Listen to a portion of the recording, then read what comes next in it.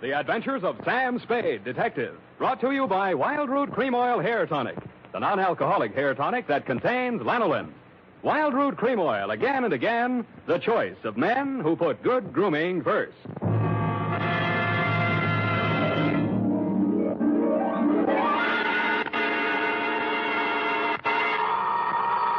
Sam Spade Detective Agency. Me, sweetheart. Sam, how did it go? It was the end, Effie, but the end. Oh, Sam, not another one of those society things. Depends on what you mean by society. Well, you know, Sam, cafe society. Cocktails for two, hands across the table. Make it another old-fashioned, please. Let's not lose our head, Effie. Nothing but double martinis, very dry, with 2 olives, sweetheart. 2 olives? Mm-hmm. Oh, Sam, isn't that overdoing it? It was all overdone, sweetheart. That's what cracked it. Now, stay right where you are. I'll be right down to mix up my report on the dry martini caper. Get it?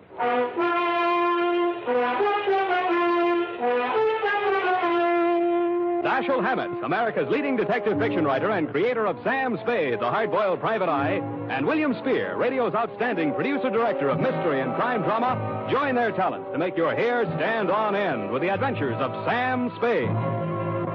Presented by the makers of Wild Root Cream Oil for the hair.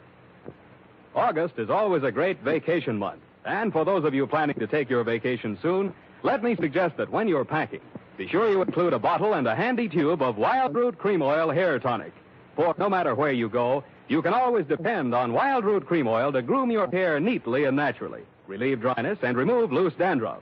Yes, you can take it with you on your vacation, and you should. Wild Root Cream Oil Hair Tonic. Again and again, the choice of men who put good grooming first.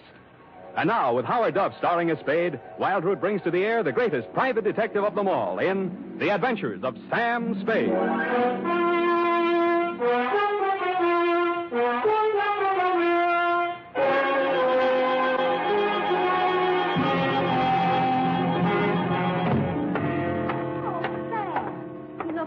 An owl. Wise as an owl, sober as a judge, F. Oh. Well, the way you talked on the phone, I thought you drowned the shamrock, kissed the Black Betty, spliced the main brace, decorated the mahogany, made a Dutch bargain, or, in a word, gone to give a Chinaman a music lesson. Effie, I wish you'd spend more time with Harper's Bazaar while I'm gone and less with the thesaurus of slang. Ah. Didn't know I could say that. Are you sober? Well, I've been riding the choo-choo, drinking Adam's ale. And if you don't believe it, just ask me to walk a chalk. Okay, heelsy-toesy, arms akimbo, eyes glazed. Yes, Sam. Now then, tip of the forefinger to the tip of the nose. Oh, Sam, it makes me dizzy. Dizzy Gillespie? Dizzy go... Oh, Sam. Exactly. And you are not sewn up, shagged, shellacked, chickered, stuccoed, tap-shackled, stiffo, or real crazy. Well, you know best, Sam. Good. Now try this one. Yes, Prez. Sitting posture, limbs cruciform. What? Cheesecake stop. Oh, Sam. That's it. Now place the notebook. Just a little higher. Good. Yeah. Now apply the tip of the pencil to the top of the fool's cap and proceed viz. Viz. Date. August 1st, 1948. To Mrs. Netta Martini, 1000 Marina Boulevard, San Francisco. From Samuel Spade, license number 127596. Subject, Dear Netta. The first I knew of the caper was day before yesterday morning when I saw your husband's picture in the paper. It was one of those lovingly retouched executive-type photographs of a man in his late 40s or early 50s, graying at the temples and wearing an embalmed man of distinction look. The story was headlined, Corporation Head Waylaid by Mysterious Assailant. Chauffeur foils would-be kidnappers at offices of Martini Trading Company. The item under it wasn't as thrilling as the headline. Sounded as if he'd been knocked down for his wallet and the attempted kidnapping had been dreamed up by a bored city news reporter. I tossed it in the wastebasket along with my morning mail and went back to the Police Gazette. On page 3, the phone rang. Unique Garage, Harry speaking. Mr. Spade? One moment. Who's calling? Gordon Martini. Not Gordon Martini, the corporation head, waylaid by mysterious assailant. Chairman of the board, and there's nothing mysterious about it. Then what are you doing on this phone? I can't talk on the phone. Where are you? In a hospital? I left that pest house this morning. I'm at my residence, 1000 Marina Boulevard. Mm-hmm. It will take you exactly 20 minutes by cab. You will meet me in front of the building, and we'll have our conference in my car en route to the office. Where's your office? Downtown Post Street. Oh, why don't I meet you there? I'm a busy man. I have a full calendar. I'm already late due to all that hospital red tape. But I can fit you into my schedule if you'll hurry. Now, look alive, man. Well, it's a little early in the morning, but I'm trying hard. Good. What will you want for a retainer? I'll let you know if I decide to take the job. Fair enough. 20 minutes. I'll expect you. I I should have looked more alive. It took me 2 minutes to get out of the street, 1 minute to flag down a cab, and 18 minutes to reach your address, Netta. A total of 21 minutes. As my taxi drew up to the curb in front of the canopied entrance to the corner apartment house at 1000 Marina, I saw your husband pacing indignantly up and down in front of the entrance, pausing only to glare at the outsized chronometer on his left wrist. His gray Homburg was perched atop an outsized turban of gauze bandage that decorated his head. You're Spade. You're exactly 1 minute and 22 seconds late. Hours are made of minutes, minutes are made of seconds. In killing this seemingly negligible interval of time, you have wounded an hour. Oh, I have? Well, I'm sorry. The traffic's pretty heavy out here this hour of the morning, you know. You should have started a minute and 22 seconds earlier. I'm sorry there was a bore on the telephone, kept talking about how valuable his time was. No, well, don't apologize. Only waits more time. Now, here's your check, $100. My car's just around the corner. I paid that chauffeur a large salary. We mustn't keep him waiting. In the meantime, you may as well start earning your fee. I've been earning it for the past 22 minutes and 22 seconds. Wait. I suspected as much. You drive a car? Yeah, you mean one man drives all that? Yeah, I see him, that rascally chauffeur of mine. Sleep in the back seat. All right, come out of there, you. Hey, what?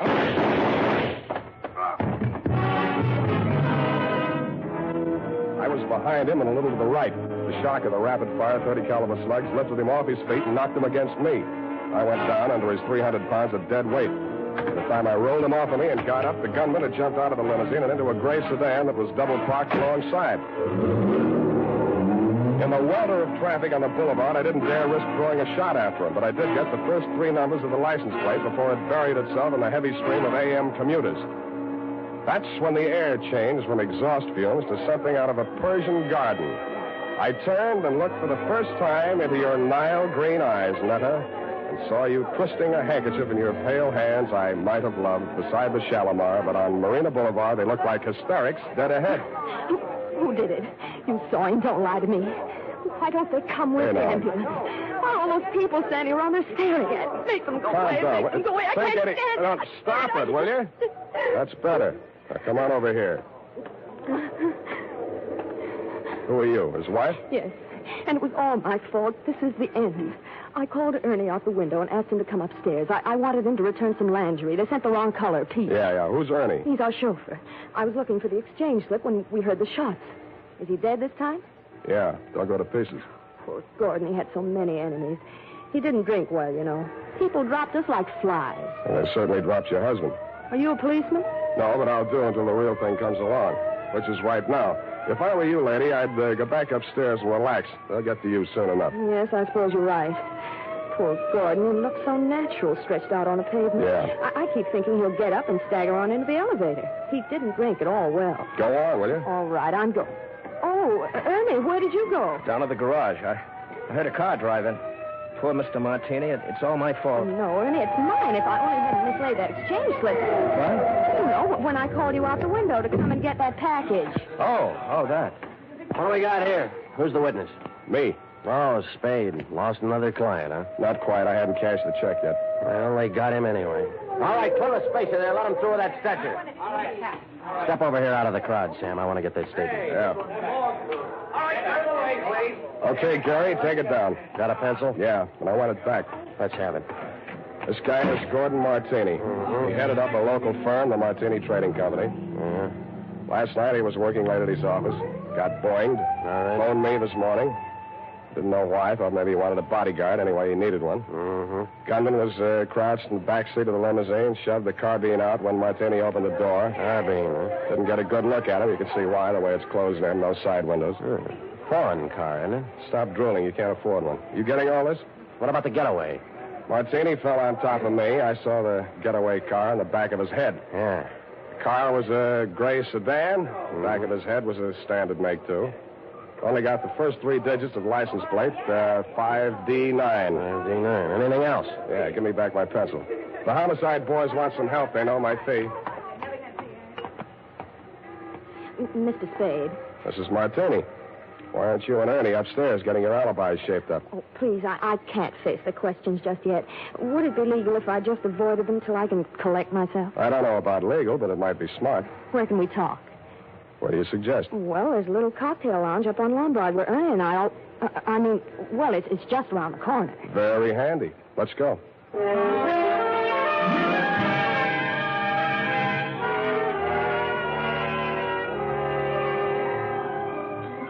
against my mother's advice. I should have listened, but, well, that's why I married Mr. Martini. Well, that brings us up to 1943, and it's only 11:45. You're just like him, always holding a stopwatch over my head. Always? Well, he drank, you know. You told me that. But it's much more important than you think. He often fell down and bumped his head. You mean that mysterious assailant that waylaid him last night in his office was a double martini? 2 pitchers full before dinner. 2? Ernie had to carry him up to his office. Well, what did he go up there for? Oh, we had an appointment with the vice president of the firm, Mr. Nesbitt. Something had come up, and he wanted Gordon to sign some papers. I don't know what. It wasn't the first time. I waited outside in the car. After Ernie had taken him upstairs, he came back to the car, and we talked. Ernie has alibis upstairs, downstairs, and all around the house.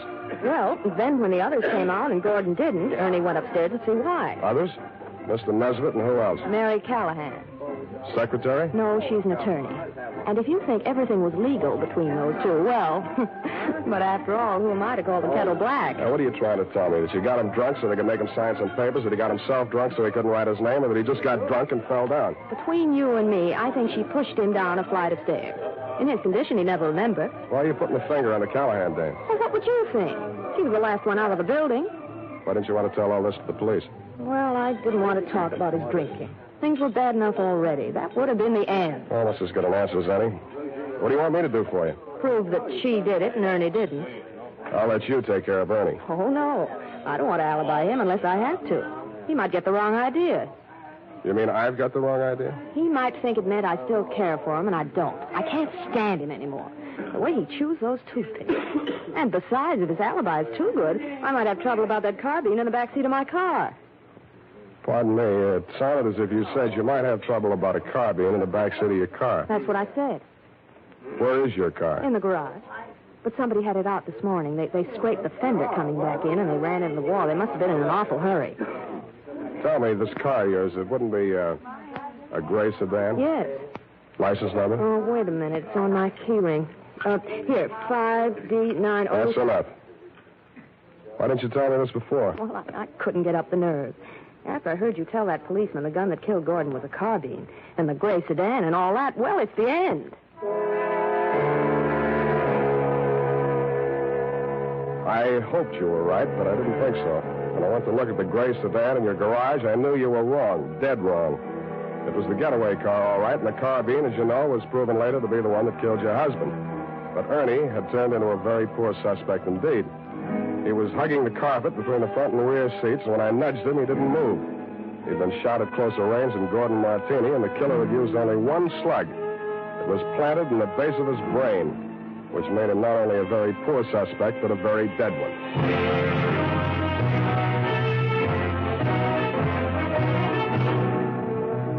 The makers of Wild Root Cream Oil are presenting the weekly Sunday adventure of Dashiell Hammett's famous private detective, Sam Spade.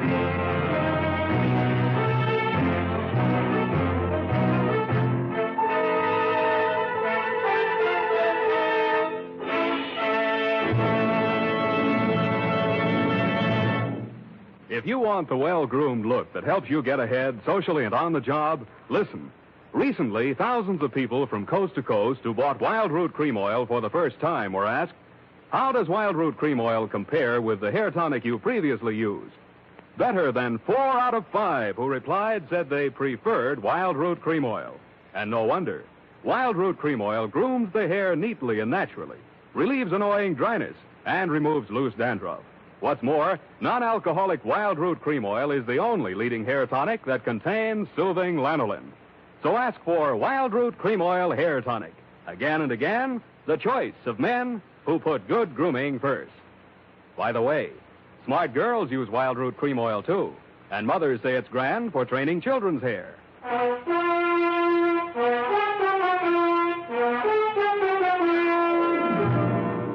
And now, back to the Dry Martini Caper. Tonight's adventure with Sam Spade.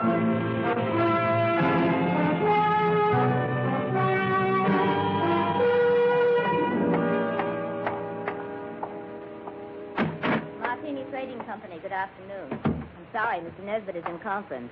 I'll see that he gets your message. Well, what can I do for you? I would like to see Miss Callahan. Miss Callahan is in conference with Mr. Nesbitt. Good. I would like to see them both. But I have orders not to disturb them. You do not have to. I will. Just a minute. You can't go breaking in like that. Yes, and I'll tell you something else. You won't ever get away with it. Why, everyone in this town knows about your underworld connection. Why, you doddering old fool, when I get through with you, if you don't go to the gas chamber for Gordon Martini's murder, you'll wish you had. If I go to the gas chamber, it'll be for killing you, not Gordon. Oh, you said it. Oh, why didn't I have witnesses here? Miss Callahan? Oh. Did you hear that? You weren't talking loud enough. I didn't hear a thing. Well, come on in here, and I'll tell you a thing or two. Close that door. Now, sit down. Thanks. I listen better on my feet. Oh, so you're the detective Netta Martini employed, eh? What's she paying you? That'll depend on how much I have to do for her. Well, I'll tell you how much you'll have to do for her. You'll have to make a case against me, and that's not going to be easy. Why do you think she's out to get you? Why, indeed. For years, this moth-eaten mouthpiece, this parboiled Portia, has been victimizing poor Gordon, taking advantage of his weakness for drink. Oh, Now that she's liquidated him, she appears with 55% of the common stock. Motive enough, eh? Why, you fraudulent old fool. I simply bought up his debts and threw an attachment on those stocks. Unethical, but perfectly legal. Look, Why, you're not even a proper thief. You're nothing but a bumbling old embezzler. Now, listen you here. You had to because he was going to call in the auditors to look over those books of yours. The deed of double entry, Mr. Spade. Look, will you save this for the courtroom scene? Now, you've convinced me. You're both crooked. I'll see that you both go up for something. That's a promise. Oh, Mr. Spade, I gave you credit for better sense. Do you know that this Medusa of the magistrate's court, this harpy of the Hall of Justice, What? tricked him into changing the beneficiary of his insurance the very night she pushed him down the stairs? And you were all in favor of it when you thought you held a controlling interest in the company. Answer that. You see, Mr. Spade, he can't answer that. Good. I'm glad one of you is temporarily lost for words. Now, I only want to know one thing, and I want a straight answer. And if either one of you starts off on another speech, I'm going to push you into the nearest cloakroom and lock you in together. Why, you wouldn't dare. Try me, sweetheart. Well, what do you want to know about this Amazon ambulance chaser, this Trilby of the traffic court? Watch it. Well, what do you want to know? About Martini's insurance policy. Now, you say he changed the beneficiary. Please answer in 10 words or less. Who was the beneficiary, and who is the beneficiary now? I'll have to answer that question in two parts. The beneficiary was his wife. He changed it to the Martini Trading Company, a corporation of the state of California. Thank you, and goodbye, Mary Callahan.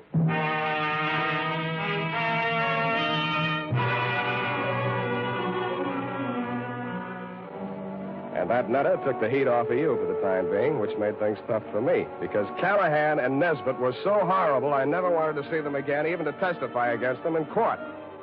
I was sure of one thing. None of you had pulled the trigger of that carbine. There'd been a hired killer behind it, and the way he operated, taking crazy chances in broad daylight in a crowded street, told me an important thing about him. That night, I made the rounds of the joints. At a plant called the Bing Room, I found a bouncer who'd tossed out a customer that'd run up a bill and tried to pay it with a $1,000 check. He sent me to the Atlas Hotel.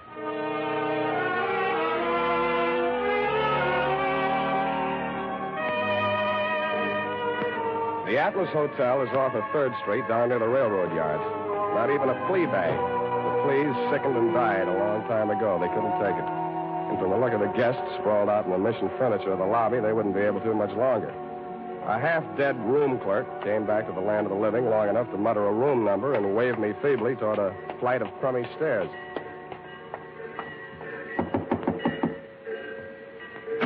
Yeah, what do you want? You, Hack Hartman? Hey, you got anything for me, huh? Yeah, I got news for you. Get back in the room. I'll tell you all about it. Yeah. Well, come on in. Drop the shiv. Yeah, I'll drop it. I'll fix you. I'll cut you good. I'll cut you. I'll cut you. I'm glad you did that. You make it easy for me. Now get over there. Leave me alone. Leave me alone. I'm not feeling so good. You can feel a lot worse. Who hired you to put the burn on Martini? You don't get nothing out of me. Who gave you that check? Oh, leave me alone. No. I got all night, Hack, and I feel better than you do. Now, what did you do with that check? I'll shake it if your teeth come out with it. Come on. All right. Stop it. I don't feel so good. Okay. Where?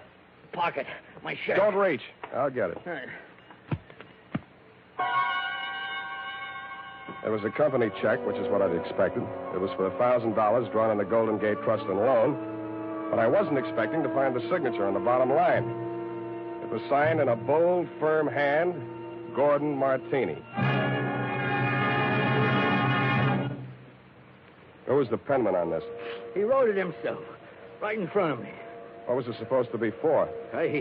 He wanted I should knock off his brother. You get mixed up? Well, he's dead, ain't he? That's what I mean. Gordon Martini's dead. The papers got it wrong. That was his brother, his twin brother. And that other guy, that chauffeur, kept hanging around the garage so I couldn't get out. I had to burn him, too. You know what you're saying? Yeah. I'm making sense. Now get out of here. I'm getting steamed. Don't let it worry you. I got a nice, cool place all picked out for you.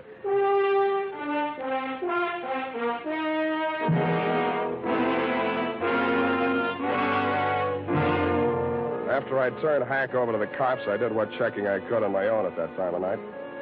As nearly as I could learn, Gordon Martini could never have had a brother, twin or otherwise. He was a first child. His mother died in childbirth, and his father died 1 month later.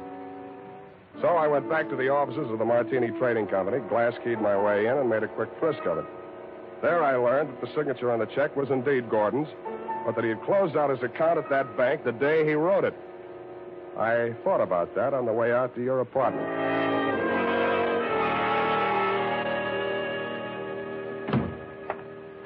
Sam, I've been calling and calling, trying to reach you. I've been so worried. It's the end. This time you might be right. Fix me a drink. Well, there's nothing in the house but those prepared martinis Gordon used to drink. Is that all right? No, but fix me one anyway. Never mind the ice. It's not morning yet, but I hate myself already. Why don't you just relax and let me get it for you? I'll relax. You get the martinis. What happened? What'd you think of Mary Callahan? Isn't she the end? She's cute. You're all cute. All of me? How nice. I put ice in anyway. It's nasty without. It's nasty anyway. I hope it doesn't make you fall down the way it did poor Gordon. Thanks. What? Well, what's the matter? Too dry? You open this bottle fresh? Why, yes. What's the matter? Where are they? The rest of the bottles. Oh, yeah. More of the same. Is this all your husband ever drank? Yes, gallons of it. It's a special brand. He even took it with him to bars and people's houses. He'd sit and drink them right out of the bottle like a little child. Then he'd be falling down drunk, of course. And that's how we lost so many friends. They dropped us like... Like flies. Yeah, it was the end. Who you phoning? City morgue. Maxie, Sam Spade. Sammy, what can I do on you? On Martini, Maxie, they got around to the autopsy yet? Yeah, they rushed him through. Got the report handy? Right in front of me. Funny thing, Sam. The doc said they should have saved themselves the trouble. He'd have been dead in a week or two without no help. What from? Brain tumor. Malignant, it says here. Any alcohol in him? None from drinking, Sammy. What about the head wounds? Accidental fall due to periodic fainting spells. Part of his condition. Thanks, Maxie. Well, what is it, Sam? Were the martinis poison? No, sweetheart. The martinis were colored water. Why, they couldn't. Well, what made him get so drunk? He didn't. He was sick. But, Sam, who killed him? He killed himself. But he couldn't have. He hired a gunman to do it. He planned his own murder. But that... What? Well, why didn't he leave a note or something? He could have ruined us all. Come here, sweetheart. Put your little head on Uncle Sam's shoulder. Why, Sam... That's, just what he wanted you to do. He wanted to ruin you. He let Mary Callahan fleece him out of his interest in the company. He let Nesbitt juggle the books. He let you go your way with Ernie. He let all three of you fix yourselves up with as nice a set of motives for murder as a jury could ask Oh, for. he couldn't have... The real joker was the check he used to pay off the man he hired to kill him. It bounced. It also proved he'd planned his own murder. But he still has his revenge. Because the insurance that would have kept the corporation from going broke won't be paid off on account of the self-liquidating cause. Oh, Sam, darling, what's going to become of us all? Well, Callahan and Nesbitt will probably sue each other to death. You might have to go to work and earn a living. Well, I have $500. I might invest it in something. You already have. Here's my bill. But, Sam, you didn't help me. What? This is the end. No, it isn't, sweetheart. This is the beginning. Come here.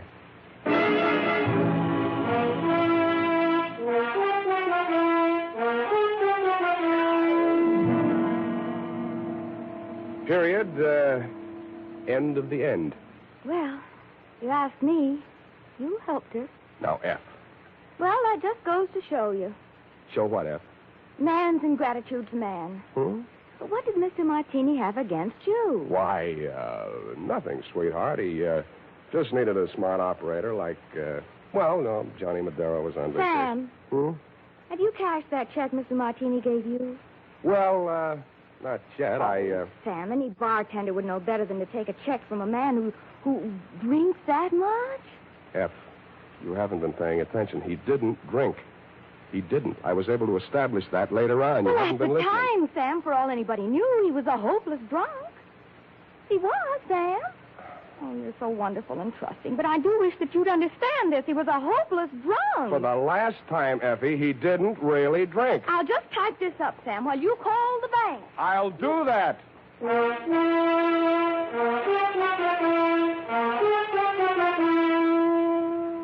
A final reminder, friends. Whether you're going on a long vacation trip or just a weekend to the beach, be sure you've got a bottle and tube of Wild Root Cream Oil tucked away in your suitcase. Do this, and you'll find it's easy and quick to spruce up again after stepping out of the water or off the tennis court. For no matter where or when you use it, Wild Root Cream Oil grooms your hair neatly and naturally, relieves dryness, removes loose dandruff. So at home and away from home, help yourself to handsome hair with Wild Root Cream Oil. And next time you have a chance, ask your barber for a professional application of Wild Root Cream Oil Hair Tonic. Again and again, the choice of men who put good grooming first. Well,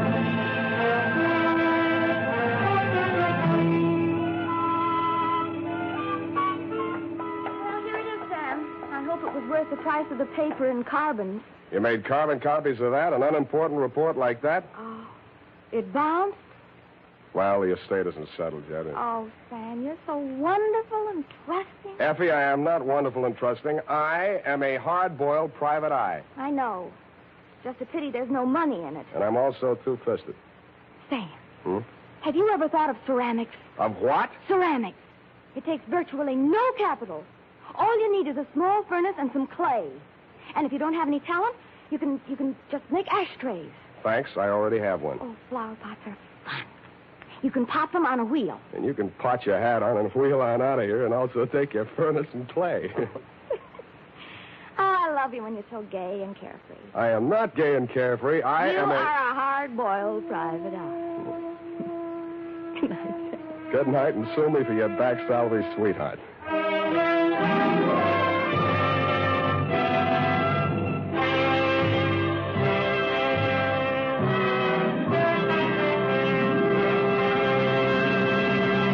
The Adventures of Sam Spade, Dashiell Hammett's famous private detective, are produced and directed by William Spear. Sam Spade is played by Howard Duff. Lorene Tuttle is Effie.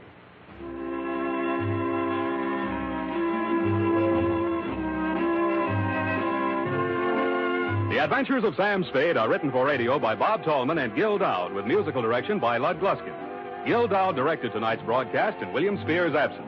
Join us again next Sunday for another adventure with Sam Spade, brought to you by Wild Root Cream Oil. Again and again, the choice of men who put good grooming first. This is Dick Joy reminding you to get Wild Root Cream Oil, Charlie. It keeps your hair in trim. You see, it's non-alcoholic, Charlie. It's made with soothing lanolin. You better get Wild Root Cream Oil, Charlie. Start using it today. You'll find that you will have a tough time, Charlie. Keeping all the gals away. Hiya, Baldy. Get Wild Root right away. This is CBS, the Columbia Broadcasting System.